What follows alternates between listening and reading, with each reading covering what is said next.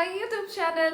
So ഇന്നത്തെ video വന്നിട്ട് കുറച്ച് യൂസ്ഫുൾ ഇൻഫർമേഷൻ നിങ്ങൾക്ക് പാസ് ചെയ്യാൻ വേണ്ടിയിട്ടാണ് കേട്ടോ. അപ്പോൾ കഴിഞ്ഞ ഇൻ്റർവ്യൂവിന് പോയപ്പോൾ, അതായത് ഇൻഡിഗോൻ്റെ ഇൻ്റർവ്യൂവിന് പോയ ടൈമിൽ ഒത്തിരി കുട്ടികൾ എൻ്റെ അടുത്ത് പറഞ്ഞു, അതായത് ഞാൻ ട്രാവൽ ചെയ്യുന്ന ടൈമിലാണെങ്കിലും എൻ്റെ അടുത്ത് വന്നിട്ട് പറയുന്നുണ്ടായിരുന്നു, ചേച്ചി ഇൻഡിഗോൻ്റെ ഇൻ്റർവ്യൂവിന് പോയിട്ട് ഒരു എന്താ പറയുക ബാഡ് എക്സ്പീരിയൻസ് ഉണ്ടായിരുന്നു.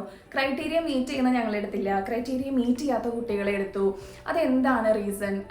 വെറുതെ അങ്ങ് ക്രൗഡ് കുറയ്ക്കാൻ വേണ്ടിയിട്ട് കുറേ കുട്ടികൾ ആദ്യത്തെ റൗണ്ടിൽ തന്നെ റിജക്റ്റ് ചെയ്തു. അങ്ങനെ കുറേ പേര് എൻ്റെ അടുത്ത് വന്നൊരു എക്സ്പീരിയൻസ് പറയുന്നുണ്ടായിരുന്നു. അതുപോലെ എനിക്ക് മെസ്സേജസ് അയക്കുന്നുണ്ട്, കമൻസും ചെയ്യുന്നുണ്ട്. അപ്പോൾ അവരോട് ഞാൻ പറഞ്ഞു വീഡിയോ ഞാൻ അധികം വൈകാതെ ചെയ്യാന്ന്. അപ്പോൾ ഇന്നത്തെ വീഡിയോയിൽ അതിൻ്റെ റീസൺ എന്താണെന്നാണ് പറയാൻ പോകുന്നത്. അതേപോലെ തന്നെ ഒരു യൂസ്ഫുൾ ഇൻഫർമേഷനും കൂടെ നിങ്ങളുടെ അടുത്ത് പാസ് ചെയ്യാനുണ്ട്. വേറെ ഒന്നുമല്ല, ഈ വരുന്ന 9th and 17th അഗെയിൻ ഒരു ഇൻ്റർവ്യൂ വരുന്നുണ്ട് കൊച്ചിയിൽ. ഒന്ന് എയർ ഇന്ത്യ എക്സ്പ്രസിൻ്റെയും പിന്നെ ഒന്ന് ഇൻഡിഗോൻ്റെയും തന്നെയാണ് കേട്ടോ. അപ്പോൾ നാട്ടിൽ ഇൻ്റർവ്യൂ വരുമ്പോൾ വേഗം എല്ലാവരും പറയുന്നതുകൊണ്ടാണ് ഈ രണ്ട് ഇൻഫർമേഷൻ ഞാൻ വേഗം നിങ്ങളുടെ അടുത്ത് പാസ് ചെയ്യുന്നത്. സോ എന്തുകൊണ്ടാണ് റിജക്റ്റ് ചെയ്യുന്നത്? ക്രൈറ്റീരിയ മീറ്റ് ചെയ്തിട്ടും എന്തുകൊണ്ടാണ് റിജക്റ്റ് ചെയ്യുന്നത്? അതേപോലെ ക്രൈറ്റീരിയ മീറ്റ് ചെയ്യാത്ത കുട്ടികൾ എടുക്കുന്നുണ്ട്, അതെന്തുകൊണ്ടാണ് അങ്ങനെ ചോദിക്കുന്നുണ്ടായിരുന്നു. അപ്പോൾ അതിൻ്റെ റീസൺ എന്താണെന്ന് ഞാൻ പറയാം. ഫസ്റ്റ് ഓഫ് ഓൾ, ഒരു ഇൻ്റർവ്യൂവിന് പോകുമ്പോൾ ഫസ്റ്റ് ഇംപ്രഷൻ എന്നുള്ളൊരു കാര്യമുണ്ട്. നമ്മളിപ്പോൾ എത്ര ക്വാളിഫൈഡ് ആണെന്ന് പറഞ്ഞാലും, എത്ര കാണാൻ ഭംഗിയുണ്ടെന്ന് പറഞ്ഞാലും, പെർഫോമൻസ് കൊടുത്തു എന്ന് പറഞ്ഞാലും നമുക്കത് ചെറിയൊരു എന്താ പറയുക ചെറിയ മിസ്റ്റേക്ക് ആണെങ്കിൽ പോലും അത് റിജക്റ്റ് ചെയ്യും. ചിലർ പറയുന്നുണ്ടായിരുന്നു എനിക്ക് ഹൈറ്റ് 155 അബവ് ഉണ്ട്, 160 അടുത്തുണ്ടായിട്ടോ 5 സെൻറ്റിമീറ്റർ കുറവാന്ന് പറഞ്ഞിട്ട് റിജക്റ്റ് ചെയ്തു എന്ന്. ഉള്ള കാര്യമാണ്. അതിപ്പോൾ എൻ്റെ വീഡിയോ കാണുന്നവർക്ക് കുറച്ച് പേരെങ്കിലും എക്സ്പീരിയൻസ് ചെയ്തിട്ടുണ്ടെങ്കിൽ അവർക്കത് മനസ്സിലാവും. ക്രൗഡ് കുറയ്ക്കാൻ വേണ്ടിയിട്ടാണ്. അതിൽ കുറച്ചൊക്കെ ശരിയുണ്ടാവും, ഇല്ലായൊന്നുമില്ല. കാരണം ഇപ്പോഴത്തെ കോമ്പറ്റീഷൻ എന്ന് പറയുന്നത് വളരെ ഹൈ ആണ്. ഒരു 300+ അല്ലെങ്കിൽ 400+ അത്രയും കാൻഡിഡേറ്റ്സ് ഒരു ഇൻ്റർവ്യൂവിന് പോകുന്നുണ്ട്. അപ്പോൾ ഞാനിത് ഓപ്പൺ ആയിട്ട് പറയുന്നത് വേറൊന്നും കൊണ്ടല്ല, നിങ്ങളത് മനസ്സിൽ കണ്ട് പ്രിപ്പയർ ആയിട്ട് വേണം പോകാനായിട്ട്. അപ്പോൾ ഇനി വരുന്ന ഇൻ്റർവ്യൂവിന് പോകുന്നവരും പ്രത്യേകം ശ്രദ്ധിക്കുക, എപ്പോഴും നമുക്കൊരു ഫസ്റ്റ് ഇംപ്രഷൻ കൊടുക്കാൻ പറ്റണം. അത്രയും വെൽ ഗ്രൂംഡ് ആയിട്ട്, അത്രയും പ്ലസൻറ്റ് ഫേസ് ആയിട്ട്, മറ്റുള്ളവരോട് കമ്മ്യൂണിക്കേറ്റ് ചെയ്യുന്ന രീതി എല്ലാം അവർ ടോപ്പ് ടു ബോട്ടം നമ്മളെ ഒബ്സർവ് ചെയ്യുന്നുണ്ടാവും. അപ്പം നമ്മളെപ്പോഴും ഇൻ്റർവ്യൂ ഹാളിൽ പോകുന്ന ടൈമിൽ നമ്മൾ മറ്റുള്ളവരോട് സംസാരിക്കുന്ന രീതി കാര്യങ്ങളെല്ലാം നമ്മൾ പ്രത്യേകം ശ്രദ്ധിക്കണം. അവരെന്ത് ചെറിയ കാര്യങ്ങൾ പറഞ്ഞാലും അത് ആക്സെപ്റ്റ് ചെയ്യുക, അത് ഓൺ ചെയ്യുക, അങ്ങനെയുള്ള കുറച്ച് കാര്യങ്ങളുണ്ട്. ആ ഒരു ബേസിക് ആയിട്ടുള്ള മാനേഴ്സ് ഫോളോ അപ്പ് ചെയ്യുക. അപ്പോൾ അതൊക്കെ ചെയ്യാനായിട്ട് നിങ്ങൾ പ്രത്യേകം ശ്രദ്ധിക്കണം കേട്ടോ. ഇനി ഇതിൻ്റെ പുറകിലുള്ള റീസൺ എന്താണെന്ന് വെച്ചാൽ ഞാൻ പറയാം.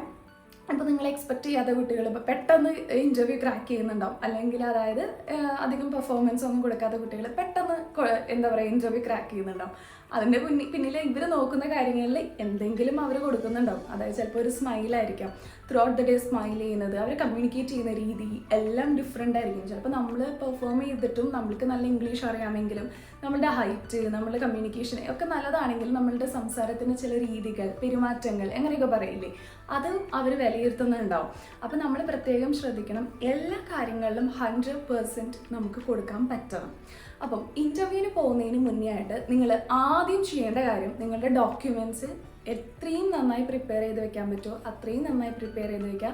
എസ്പെഷ്യലി നിങ്ങളുടെ CV, അത് ഒരു സ്റ്റാൻഡേർഡ് CV ആയിരിക്കണം. ഒരു 1 പേജിലുള്ള ഒരു CV. അതേപോലെ തന്നെ ഡോക്യുമെൻറ്റ്സ്, നിങ്ങളുടെ എഡ്യൂക്കേഷണൽ ക്വാളിഫിക്കേഷൻ, സർട്ടിഫിക്കറ്റ്സ്, അതുപോലെ പാസ്പോർട്ട്, എക്സ്പീരിയൻസ് എന്തൊക്കെയുണ്ടോ അതൊക്കെ നല്ല നീറ്റായിട്ട് ഒരു എന്താ പറയുക പോർട്ട്ഫോളിയോ കൈൻഡ് ഓഫ് അങ്ങനത്തെ ഒരു സിപ്പ് ടൈപ്പ് ഫയൽ ഉണ്ടല്ലോ, അതിൽ ക്യാരി ചെയ്യുക. ഇനി അടുത്തതായിട്ട് നിങ്ങളുടെ ഗ്രൂമിംഗ് ആണ്. ഫസ്റ്റ് ഇംപ്രഷൻ നമ്മളെ കാണുമ്പോഴാണ് അവർക്ക് പെട്ടെന്ന് കാണുമ്പോൾ ഒരു ഇംപ്രഷൻ ഉണ്ടാവേണ്ടത്. അപ്പോൾ അത് കാണുമ്പോൾ എന്താ വേണ്ടത്? വെൽ ഗ്രൂംഡ് ആയിരിക്കണം. നമ്മളുടെ മേക്കപ്പ്, ഹെയർ സ്റ്റൈൽ, ഡ്രസ്സിങ് എല്ലാം ഇതിൽ ഇൻക്ലൂഡഡ് ആണ്. എത്ര നന്നായിട്ട് മേക്കപ്പ് ചെയ്യാൻ പറ്റുമോ, ബോയ്സിനാണെങ്കിലും അവരുടേതായ രീതിയിലുള്ള എന്താ പറയുക മേക്കപ്പും കാര്യങ്ങളൊക്കെ ഉണ്ടല്ലോ, അതൊക്കെ നന്നായിട്ട് ചെയ്യുക. ഹെയർ സ്റ്റൈൽ നന്നായിട്ട് ചെയ്യുക. ഇനി ഡ്രസ്സിൻ്റെ കാര്യത്തിലാണെങ്കിൽ ഏറ്റവും സ്റ്റാൻഡേർഡ് ആയിട്ടുള്ള ഫോർമൽസ് വേണം യൂസ് ചെയ്യാനായിട്ട്. കാണുമ്പോൾ തന്നെ ഇത് നല്ല ഒരു എന്താ പറയുക സ്റ്റാൻഡേർഡ് ആയിട്ടുള്ള ഒരു ഹൈ പ്രൊഫൈൽ ഉണ്ടല്ലോ എന്ന് തോന്നണം. കാരണം ഈ ഒരു ഫീൽഡ് അങ്ങനെയാണ്. ഇപ്പോൾ ചിലരൊക്കെ എൻ്റെ വീഡിയോസ് കാണുമ്പോൾ കമൻസ് വരുന്നത് വായിച്ചിട്ടുണ്ടാകും, പുട്ടിയാണ് ഫുൾ ടൈം പുട്ടി അടിച്ചിട്ടാണല്ലോ ഇരിക്കുന്നത്. എന്തുകൊണ്ടാണ്? എൻ്റെ പ്രൊഫഷൻ ഇതാണ്. സോ ഞാൻ അതുകൊണ്ടാണ് മേക്കപ്പ് ചെയ്യുന്നത്. കാരണം ഇത് എനിക്ക് പേഴ്സണലി ഇഷ്ടമായതുകൊണ്ട് മാത്രമല്ല, എനിക്കിഷ്ടമാണ്, അല്ലെങ്കിൽ ഇനി ഇഷ്ടമല്ലാതെ കൊണ്ടല്ല, എനിക്കിത് ചെയ്തേ പറ്റുള്ളൂ. ഇത് നിർബന്ധമായിട്ടും ചെയ്യേണ്ട കാര്യമാണ്. അപ്പോൾ കുറേ പേര് മെസ്സേജ് അയച്ചിട്ട് എന്നോട് ചോദിക്കും, ചേച്ചി ഇൻ്റർവ്യൂവിന് പോകുമ്പോൾ ഇങ്ങനെ റെഡി ആവണോ, മേക്കപ്പ് ചെയ്യണോ? വേണം. ഇത് എല്ലാ എയർലൈൻസിനെയും ക്യാബിൻ ക്രൂ അല്ലെങ്കിൽ ഒരു എയർ ഹോസ്റ്റസ് എന്ന് പറയുന്നത് അത്രയും കാണുമ്പോൾ അത് എന്തിനാണ് മറ്റുള്ളവരെ സെർവ് ചെയ്യുന്ന ടൈമിൽ ഇത്രയും എന്താ പറയുക കെയർ ചെയ്യുന്ന ടൈമിൽ ഇത്രയും നന്നായിട്ട് വെൽ ഗ്രൂംഡ് ആയിട്ട് ചെയ്യുന്നതെന്നൊക്കെ ചോദിക്കുന്നുണ്ട്. എന്തുകൊണ്ടാണ്? ആ എയർലൈൻ്റെ സ്റ്റാൻഡേർഡ്സ് ഫോളോ അപ്പ് ചെയ്യാൻ വേണ്ടിയിട്ടാണ്.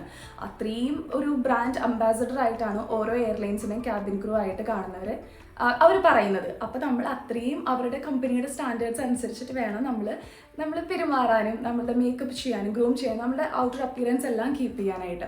അപ്പോൾ ഇൻ്റർവ്യൂവിന് പോകുമ്പോഴും ആ ഒരു ഇംപ്രഷൻ ആ ഇൻ്റർവ്യൂവേഴ്സിന് കിട്ടണം. ഓക്കെ, നമ്മൾ ഇപ്പോൾ ഇത്രയും ഗ്രൂംഡ് ആയിട്ട് പോകുമ്പോൾ എന്നെ കാണുമ്പോൾ ആ ഒരു ക്യാബിൻ ക്രൂ ആവാനായിട്ടുള്ള ആ ഒരു ക്വാളിറ്റീസ് ആ ഒരു ഫിസിക്കൽ അപ്പിയറൻസ് എല്ലാം ഉണ്ടെന്ന് നമുക്ക് കാണിച്ചു കൊടുക്കാൻ പറ്റണം. അതിന് വേണ്ടിയിട്ടാണ് വെൽ ഗ്രൂംഡ് ആയിരിക്കണം എന്ന് പറയുന്നത്. ഈ വെൽ ഗ്രൂംഡ് എന്ന് പറയുമ്പോൾ അതിൽ മേക്കപ്പും ഡ്രസ്സിങ്ങും എല്ലാം വരും. അപ്പോൾ മേക്കപ്പ് അത്രയും പക്ക പ്രോപ്പർ ആയിരിക്കണം. എസ്പെഷ്യലി നിങ്ങളുടെ ഫൗണ്ടേഷൻ, ലിപ്സ്റ്റിക്, ഐ മേക്കപ്പ് ഇതെല്ലാം ഹൈലൈറ്റ് ചെയ്ത് കൊടുക്കുക. ഹെയർ നല്ല നീറ്റാക്കി ഡോണറ്റ് ബൺ വെച്ചിട്ട് ബേബി ഹെയർസ് ഒന്നും പൊന്തി നിൽക്കാത്ത രീതിയിൽ ഹെയർ സ്റ്റൈൽ ചെയ്യുക. ഡ്രസ്സിൻ്റെ കാര്യത്തിൽ ഞാൻ പറഞ്ഞില്ല, ഏറ്റവും സ്റ്റാൻഡേർഡ് ആയിട്ടുള്ള ഫോർമൽസ് യൂസ് ചെയ്യുക.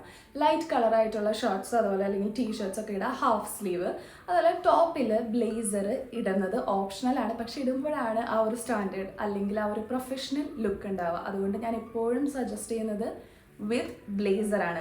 ഇനി ബോട്ടം വന്നിട്ട് സ്കേർട്ടാണ് ഇടേണ്ടത്. നീ ലെങ്ത്ത് സ്കേർട്ട് ഇതെല്ലാം ബോഡി ഫിറ്റ് ആയിരിക്കണം. ഒരുപാട് ടൈറ്റോ ഒരുപാട് ലൂസോ ആയിട്ടുള്ളത് ധരിക്കരുത്. സ്റ്റോക്കിങ്സ് ആൻഡ് ഷൂസ് ഇത്രയും കാര്യങ്ങളാണ് ഡ്രസ്സിൽ വേണ്ടത്. ഇനി ഒരു ഫോർമൽ വാച്ച് വേണം. വേറെ ആക്സസറീസ് ആൻഡ് ജ്വല്ലറീസ് ഒന്നും പാടില്ല. അപ്പോൾ നോസ് പിൻ, സെക്കൻഡ് സ്റ്റഡ് ഒക്കെ ഉണ്ടെങ്കിൽ അത് റിമൂവ് ചെയ്ത് വെക്കുക. ഒരു ഇയർ റിങ് മാത്രം ഇടുക. അപ്പോൾ കാണുമ്പോൾ ഒരു സ്റ്റൈലിഷ് ലുക്ക് നിങ്ങൾക്ക് ഉണ്ടായിരിക്കണം. ബോയ്സിനാണെങ്കിൽ ബോയ്സിൻ്റെ formal pants, full sleeve shirt ഇതൊക്കെയാണ് വേണ്ടത്, ഫോർമൽ ഷൂസ്. അപ്പോൾ ഇത്രയും കാര്യങ്ങൾ ശ്രദ്ധിക്കുക. ഇനി ഇൻ്റർവ്യൂവിന് പോകുമ്പോൾ അയ്യോ എനിക്ക് ഈ ഇൻ്റർവ്യൂ കിട്ടിയില്ലല്ലോ അങ്ങനെ ഓർത്ത് വിഷമിക്കരുത്, കമ്പയർ ചെയ്യാൻ നിൽക്കരുത്. റിജക്റ്റ് ആയി കഴിഞ്ഞാൽ ഓക്കെ, എവിടെയാണോ നമുക്ക് മിസ്റ്റേക്ക് പറ്റിയത് അല്ലെങ്കിൽ എന്ത് റീസൺ കൊണ്ടാണെന്ന് നമുക്ക് തോന്നുന്നുണ്ടോ അത് കറക്റ്റ് ചെയ്തിട്ട് നെക്സ്റ്റ് ഇൻ്റർവ്യൂവിന് പോവുക. അപ്പം ഏറ്റവും കൂടുതൽ ശ്രദ്ധിക്കേണ്ട കാര്യം നമ്മളുടെ ഫേസിലുണ്ടായിരിക്കേണ്ട smile and confidence and the way you perform. ആ ഒരു പെർഫോമൻസിൽ ഏറ്റവും നന്നായിട്ട് നിങ്ങൾക്ക് കൊടുക്കാൻ പറ്റുന്നുണ്ടെങ്കിൽ അത്രയും നല്ലതാണ്. നമ്മൾ സംസാരിക്കുമ്പോൾ നമ്മുടെ മുഖത്തുണ്ടായിരിക്കുന്ന ആ ചിരിയും കോൺഫിഡൻസും ഒക്കെ അവർക്ക് കിട്ടണം. അപ്പോൾ അതനുസരിച്ച് സംസാരിക്കുക. ഫസ്റ്റ് റൗണ്ട് ചിലപ്പോൾ ഹൈറ്റ് വെയിറ്റ് ചെക്കിംഗ് ഒക്കെ ആയിരിക്കും. ചിലപ്പം അത് മീറ്റ് ചെയ്യുന്നില്ലെങ്കിൽ അപ്പോൾ അതിന് പോകുമ്പോൾ പോലും ചിലപ്പോൾ അവരുടെ സ്റ്റാഫോ അല്ലെങ്കിൽ അസിസ്റ്റൻറ്റോ അല്ലെങ്കിൽ അവിടെ വരുന്ന ഇൻ്റർവ്യൂസിൽ വേറെ ആരെങ്കിലും ഒക്കെ ആയിരിക്കും ഇത് ചെയ്യുന്നത്. ആ ടൈമിൽ അവരോടും നമ്മൾ ബിഹേവ് ചെയ്യുമ്പോൾ അത്രയും നന്നായിട്ട് വേണം അവരോടും സംസാരിക്കാൻ. അവർക്കിപ്പോൾ തോന്നാണ് അഹങ്കാരമുണ്ട്, ഓക്കെ റിജക്റ്റഡ് എന്ന് തോന്നിക്കഴിഞ്ഞാൽ നമ്മൾ റിജക്റ്റ് ചെയ്യും.